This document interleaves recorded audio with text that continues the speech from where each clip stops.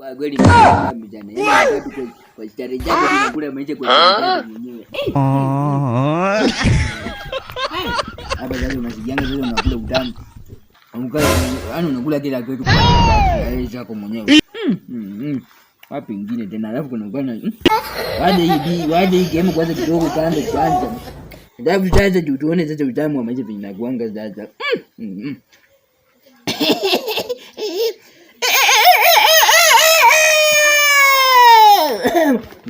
Hapa jaji ndio unazigenga udamu wa maisha sasa, kila kitu ni kwa ria yako mwenyewe. Yaani maisha ni tamu sana. Wanasema tafuta pesa, utafuta pesa ukule maisha kwa raha zako na ngeta tu huku tu.